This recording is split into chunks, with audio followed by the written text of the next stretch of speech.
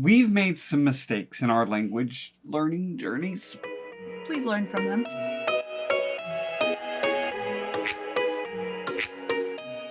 What's up, guys, and welcome back to WaiGuo Friends English. We have an idiom called hindsight is 20/20, which means when we always look back towards the past, all our mistakes are just so clear. So clear. Seriously, when we look back on our history of learning languages, a lot of times we realize some mistakes that cost us a lot of time and energy. And so what we're going to do today is to bring out 5 of the biggest ones that we did when we were learning our own languages.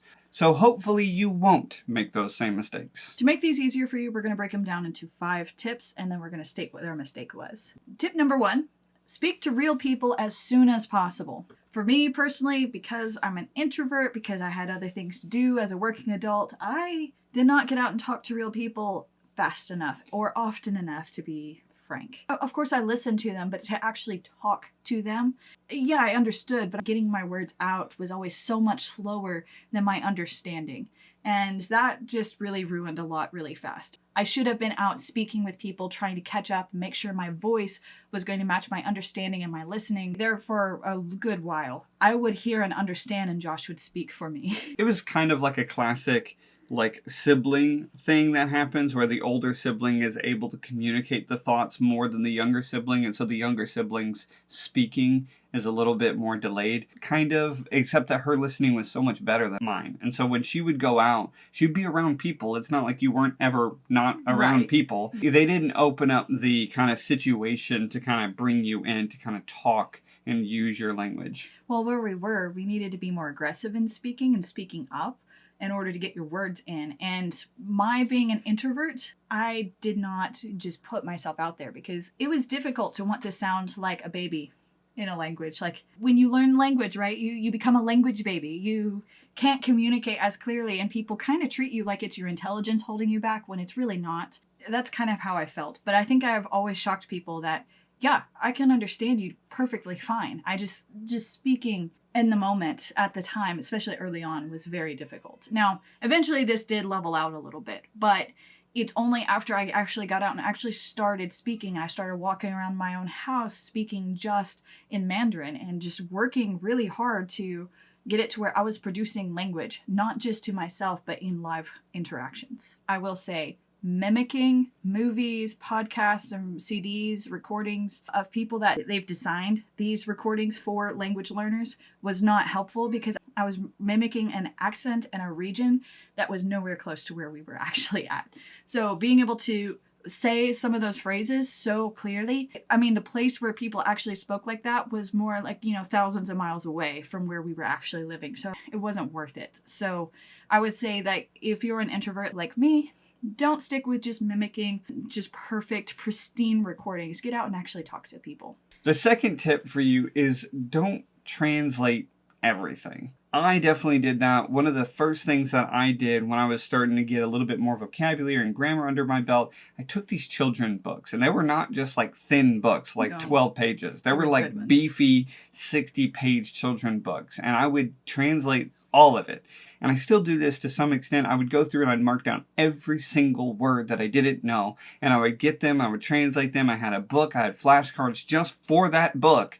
And I would get it all done. It was like a completionist for the books. And in some sense, it was helpful because it helped me to see, kind of micro-analyze what's different about the written language versus the spoken language. Right. But as a result, I didn't actually do a ton of writing. So all of that investment of time and energy of like, oh, you don't use this kind of preposition in speaking, but you use it in writing, that largely was wasted time and effort. I could have used that time, skimmed over the book, forgotten those words that I'll never use because I won't be writing anything soon, and focused more on like how you tell a story or how does it sound when you read it out loud. And then getting into the writing a little bit, right? Because like you were learning written grammar and vocabulary and then you weren't actually applying it as readily. It was helpful because he could read things that I couldn't read, for example, after the first couple of books. But there were other things that were more difficult because it was like, well, he was reading ancient children's stories to understand some cultural things in the background, which was really cool.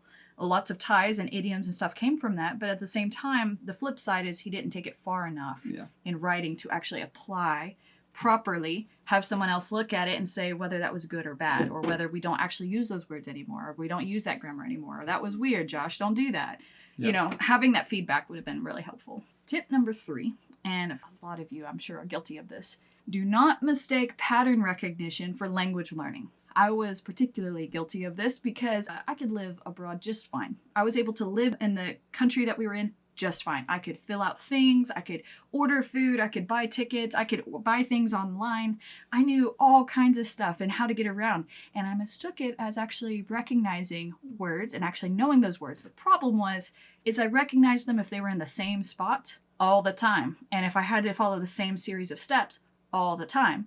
When things updated or things got rearranged, it was more difficult. Now, I could probably recognize them, but take me away from that app. Take me away from that setting. Take me out of the train station. Take me off the phone. Could I recognize that word anywhere else? Could I write it myself? Could I speak it myself? No. What I was doing is I was following patterns. I wasn't actually learning the language in those cases. When I realized that that's what I was doing, I went through and actually learned those terms, added them to my active vocabulary, started hearing them when people started using them, etc., etc. I started seeing them in other places, not just in those contexts. But for probably 2 years, I thought that I was learning things by doing things online and such in the target language, when really I was just doing pattern recognition. That's it. I was just following patterns. Which, in your defense, this is a very normal part of a language. Kids do this all the time, where they start doing something and they actually don't genuinely know what they're doing. They may be doing the right thing, pressing the right buttons, but they have no idea what those buttons say. They just know that if I press these few buttons, I get the song that I want to listen to. They're not reading the language that says, you know, press down 3 times and it changes the song list until you get to the song you want. They just know, press it 3 times and then I get the song that I want. Or buy now, or put in cart, or submit order summary, or download invoice, or whatever. And it's not like I didn't know, it's not that I wasn't looking at the words themselves. I was looking at the words, but if I saw them anywhere else, it kind of threw me for a loop because, you know, it wasn't on the green button I always saw it on, in the left side of my screen. It wasn't there. It was somewhere else and I didn't recognize it. So this is something that I see a lot with language learners. A lot of our students that we work with, I see this quite a bit actually. So this is one of those things. Make sure to analyze how much you actually really know when it comes to anything techie, especially, or anything just patterned, habitual. The 4th tip for you guys is don't rely on textbooks to help you in real life situations, because I've been through more than one of them and they largely didn't help me. When I'm actually facing a cashier or facing a bank clerk and they're asking for something, my grammar textbook is not going to help me. I can pull it out and I can show it to them. Yeah. So, and it won't do anything. Do you want to pay with cash or card versus cash or card? Yeah.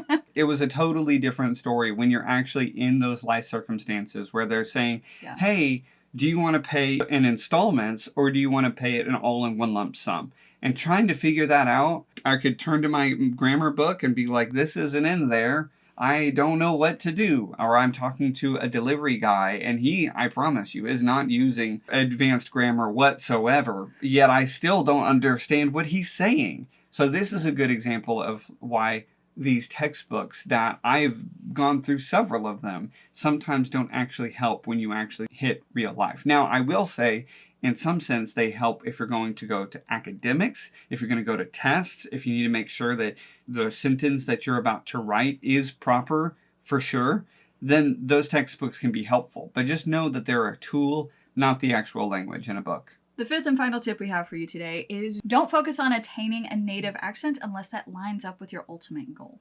For me, I was particularly guilty of this because we had, probably 2 or 3 pronunciation classes at first, focusing on isolated sounds. And because Mandarin is so different in pronunciation than English, there were a lot of sounds that I could not form. I spent 6 months working on those 2 lessons or 3 lessons that we had, just working on drilling those into my mind and trying to make them as native-like as possible. I did everything, guys. I studied how my mouth position was supposed to be, where my tongue should be, how people said it in actuality in our area, but then I was comparing regions because the regions are so different. The pronunciation was just ridiculous. And so I spent so much time because I felt like I needed to do that in order to sound clear, to sound understandable. But the thing was, is I got so good at the textbook pronunciation that when I would say something properly, that colloquially was not pronounced properly anyway, people still had no idea what I was saying. And that was so frustrating and such a letdown, because I literally spent 6 months just mimicking things to myself while washing the dishes or doing something, recording, listening back, really focusing on that. And I remember you kind of making fun of me a little bit for this, because I sounded probably like a witch running around like murmuring things. But it was hard, and a lot of it was because it was so difficult. There's actually some terms that I still have not mastered, and I'm like, oh, I want to get that. And on another side of this coin is I specifically remember meeting one American, and he started speaking Mandarin, and his accent, I don't know how he did this, but his accent was so Southern American. He sounded like he was from Texas, deep Texas, yet he was speaking Chinese. So he's speaking Chinese with a deep Texan accent, and everybody understood him just fine. And I was like, how in the world does that work? But it's because, frankly, yes, accent can be a hurdle for some people, but in reality, meaning is communicated. Meaning is communicated through language. If you sound like you're not from around here, it doesn't mean that you're not understood. It just means that people have to work a little bit harder to understand you. There are going to be some people that will look at you and say, what? I don't understand you. I don't get it. Can you speak English? There are going to be people inevitably that it doesn't matter. It's just because you're a foreigner. And as sad as that is, we face that in other countries. We face that with other languages that we've learned. We have seen that no matter where we go. So you will find people that are just unwilling to work with you in your accent. There is some level of logic to smoothing out the things that are very difficult for English speakers to understand. There's another degree of being able to use and learn the sounds that don't exist in your language. The English TH sound is a big one. Like saying something correctly, not something or something, but something is, for example, a really good one to have because there are so many TH sounds in English. W and V, getting those two separated, make sure they're separate because vest and west, for example, there's a lot of words that just that sound is the difference. So getting some clarity in your R's and L's, your V's and W's, your TH sounds, like getting those things separated and properly pronounced is fine. Do you have to change your entire accent? No, not for fluency. You do not have to do that. So that's one of those things. If it aligns with your ultimate goal and you just want to sound like an American speaker or a British speaker, go for it. You can absolutely do that. But don't spend 6 months on the language if all you're trying to do is communicate or you're trying to reach fluency. It's not necessary. A lot of these tips, guys, comes down to you will learn a language if you continue to push forward towards fluency. A lot of times we are slowed down by some mistakes that we make, but a lot of it is just looking towards the goal that you have set in place and kind of throwing off some of the weights that you carry when you're like, I have to have that perfect accent, or I have to get through another grammar textbook, or I have to do this. Focus on the goal at hand. Know what your goal is. Find a person that can help keep you accountable to that goal. Right. And keep going forward. It will happen. It takes a while sometimes. It takes time and effort. All right, guys, thank you so much for watching this video. If you liked it, let us know by liking it or leaving a comment. We love hearing from you guys. I'll catch you on the next one.